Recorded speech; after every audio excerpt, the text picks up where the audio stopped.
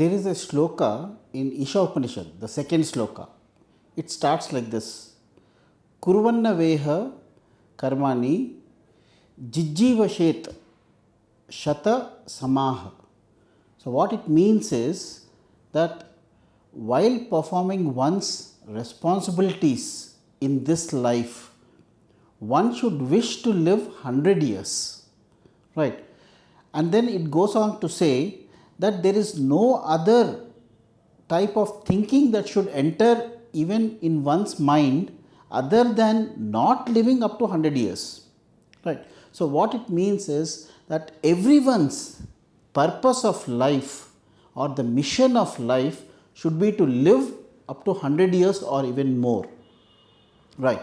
Now, why do I say that the purpose of life itself should be to live up to 100 years and not success or happiness or say achievements or something like that? Now, suppose we are born on day one. What do you think is the purpose of our life? The purpose of our life of every child who is born on day one is to survive. That's all. Now, suppose if I say that at the age of 5 years, what is the purpose of life of that child? The child will always think that, okay, to survive and to live. That's all is the purpose of life. So, what it means is we were never born with a sense of achievement or success or happiness in this life. We were born only with the purpose or a mission to live and survive. But every religious believes, we think that through us, every religion believes, thinks that through us success may happen, through us achievements may happen. It's not like we are responsible for those achievements.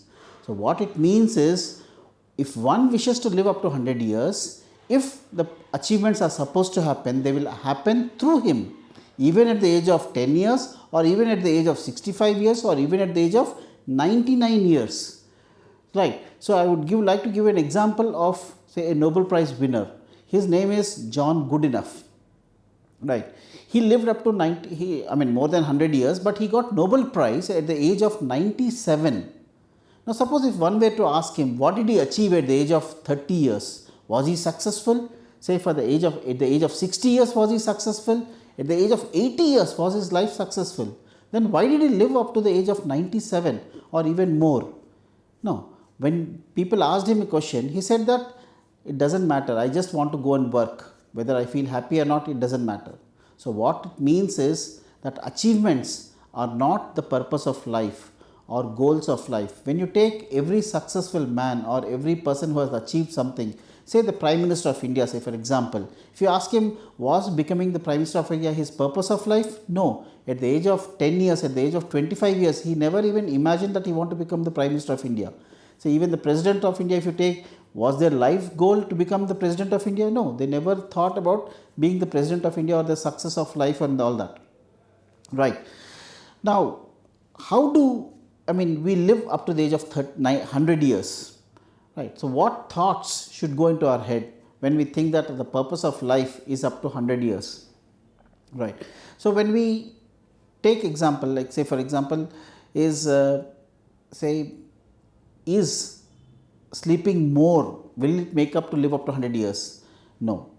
If sleeping less, will it make up to live up 100 years? No. So, it means that we should sleep optimally to make up to, for us to live up to 100 years. So, does exercise make up to live up to 100 years? More exercise or less exercise? It is always optimum exercise as well. Now, if we say for example, say cycling.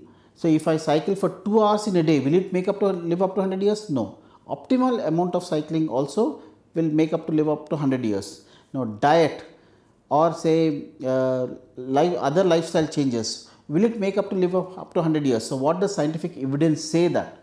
So, optimum sleep, say 6 to 8 hours of sleep, say optimum diet as well, say optimum exercise, so optimum having a day schedule.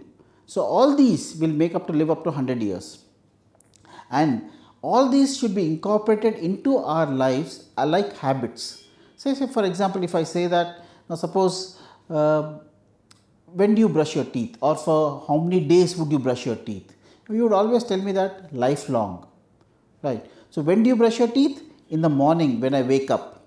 You don't brush your teeth at 11 o'clock in the morning, you don't brush your teeth at 2 o'clock in the afternoon or 4 o'clock or 6 o'clock in the afternoon. You brush your teeth at exactly the same time when you wake up in the morning.